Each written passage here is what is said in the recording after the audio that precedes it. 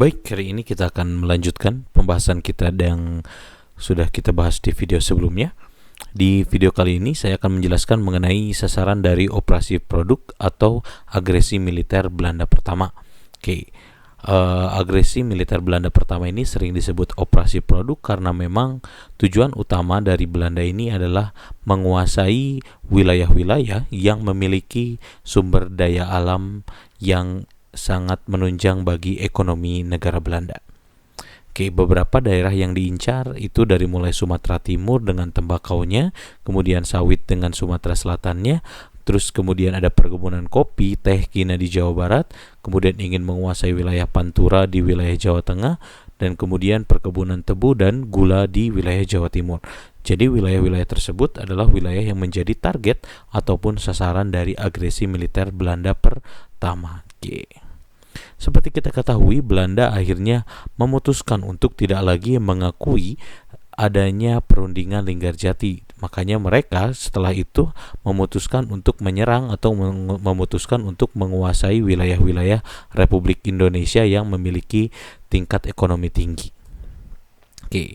Peristiwa agresi militer Belanda ini dimulai di tanggal 13 Juli 1947 di mana Belanda melakukan ultimatum setelah mereka memutuskan bahwa tidak ada lagi yang namanya perundingan Linggarjati karena mereka anggap bahwa pihak Republik Indonesia sudah gagal paham dalam membaca hasil dari perundingan Linggarjati ini, di mana Belanda sebenarnya dengan melakukan agresi militer ini sebenarnya Belanda tidak melanggar Linggarjati dalam sudut pandang Belanda karena memang antara Indonesia dan Belanda itu adalah satu negara kesatuan di mana di antara keduanya bebas untuk berpindah dari satu wilayah ke wilayah lain. Itu sudut pandang Belanda ya.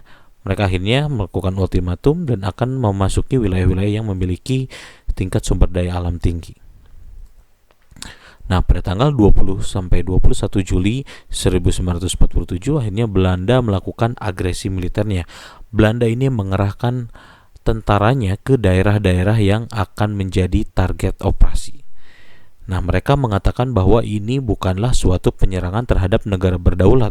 Mereka menganggap bahwa ini adalah polisional aksi, yang artinya polisional aksi ini adalah aksi untuk menertibkan wilayah sendiri. Jadi Belanda masih menganggap bahwa wilayah Republik Indonesia ini ya wilayah mereka gitu, karena kita kan Uni Indo-Belanda.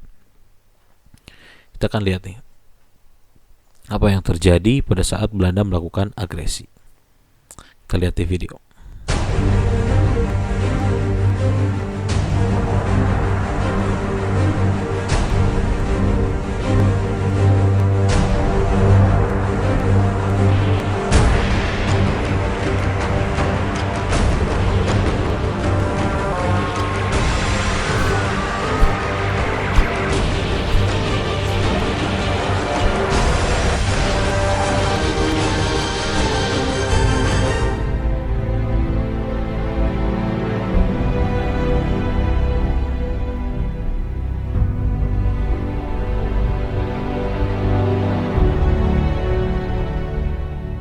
21 Juli 1947, sebuah perlawanan untuk mempertahankan kemerdekaan Republik Indonesia pecah di Pulau Jawa, Sumatera, dan Madura.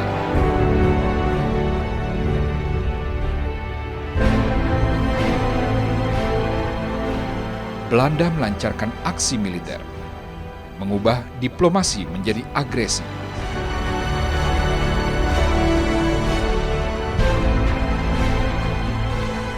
Mereka berambisi menguasai kembali bumi pertiwi, mengambil hasil bumi dan menjadikannya upeti bagi kerajaan Belanda.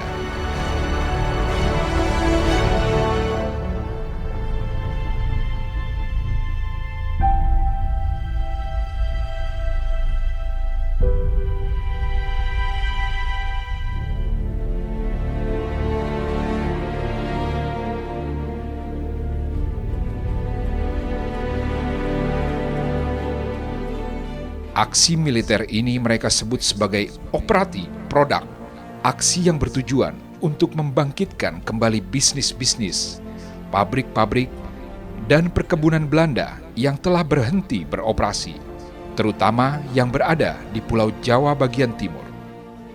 40 pabrik gula, 70 perkebunan kopi, 72 perkebunan karet, 5 perkebunan teh, dan 3 perkebunan kina. Mereka berharap aset-aset tersebut kembali menghasilkan produk-produk agar bisa dijual di pasar domestik, sehingga mampu menambah kas negara Belanda yang terus berkurang akibat perang.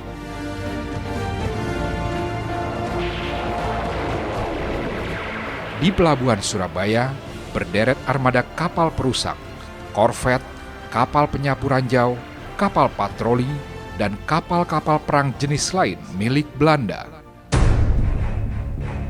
21 Juli 1947, pasukan tentara Belanda mendarat di pantai Pasir Putih. Sebelumnya, kapal perang mereka membom markas besar Angkatan Laut Republik Indonesia. Setelah menguasai markas besar TNI Angkatan Laut Republik Indonesia, tentara Belanda bergerak cepat ke sasaran-sasaran strategis lainnya, seperti di Banyuwangi, Probolinggo, dan Malang.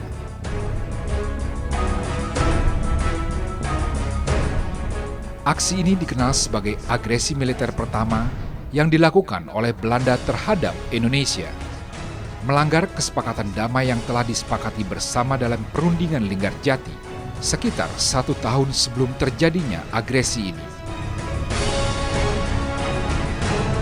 Namun pihak Belanda tidak merasa bersalah dengan pelanggaran yang mereka lakukan. Mereka justru menuduh Republik Indonesia gagal paham terhadap isi kesepakatan perundingan Linggarjati. Belanda merasa berhak mendatangkan tentara mereka dengan dalih Indonesia dan Belanda adalah negara kesatuan yang berada di bawah kuasa Ratu Belanda. Ketika proklamasi kemerdekaan Indonesia diproklamirkan, Belanda menganggap itu tidak sah. Bahkan itu sebagai bentukan Jepang dan sebagainya, karena otoritas kekuasaan di Indonesia masih menjadi milik Belanda. Sehingga beberapa perjanjian yang telah dilakukan itu tetap saja Belanda masih susah mengakui kedaulatan Indonesia, khususnya de jure. Dari berbagai pendekatan yang ada, itu kan perjanjian Vogelhoeve yang dilakukan di Belanda itu, Belanda masih mengakui hanya de facto saja ada Indonesia. Dengan berdasarkan perjanjian Linggarjati itu, Belanda ingin tetap kembali ke Indonesia dengan cara melakukan beberapa infiltrasi. Supaya ini bisa dipenuhi, dia mengusulkan agar ada operasi keamanan bersama. Pada tanggal 20 Juli 1946, Gubernur Jenderal Van Mock mengumumkan berlangsungnya agresi militer Belanda pertama yang akan dilakukan di Pulau Sumatera, Jawa, dan Madura. Zij is tenslotte hiertoe verplicht tegenover de wereld die in deze rijke en veelbelovende gewesten een blijvende haard van onrust en verwarring niet kan dulden. De Nederlandse regering is ervan overtuigd dat zij voor deze beslissing de medewerking en de goedkeuring zal verkrijgen van die tallozen die de huidige toestand moede zijn en beseffen dat een voortduring daarvan iedere grondslag zou ontnemen aan de oprichting van een werkelijk vrije Verenigde Staten van Indonesië.